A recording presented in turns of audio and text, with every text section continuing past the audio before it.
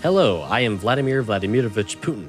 I was born on the 7th of October in 1952 in Leningrad, Russia, which is now called St. Petersburg. In my early life, I lived in an apartment with my family and played lots of sports. I did a lot of sambo and judo, and I have won many competitions. I also played, and currently still play, ice hockey, and I ski. I want to promote an active and healthy lifestyle to the people of Russia. In 1975, I graduated from the University of Leningrad with a law degree and started my career as a KGB intelligence officer. I was stationed in East Germany. In 1980, I met my future wife, Ludmila. We married in 1983. We had 2 daughters, Maria in 1985 and Yekaterina in 1986. After 15 years, I retired from the KGB in 1990 as a lieutenant colonel. When I returned to Leningrad, I worked with Anatoly Sobchak, the mayor of Leningrad, from 1991 to 1996. After his defeat in 96, I moved on to help with Boris Yeltsin, the Russian president, in 98. I was his deputy head of management. In August of 99, I became Prime Minister of Russia. In December of that year, I temporarily became president of Russia after Yeltsin's resignation. I was officially elected president in March of 2000 with a 53% victory. I was re-elected in 2004.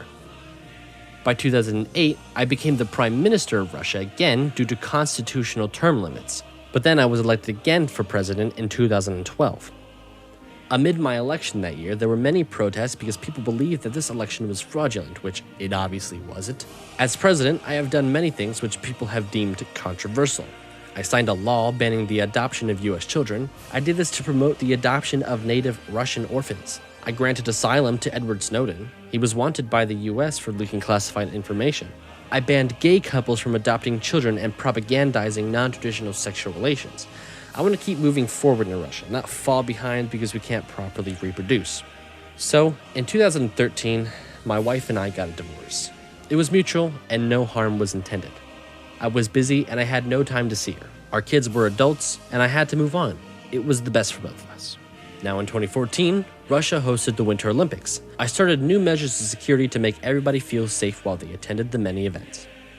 In later 2014, during a political unrest in Ukraine, I sent troops into Crimea. I did this to enhance our military defense within the country.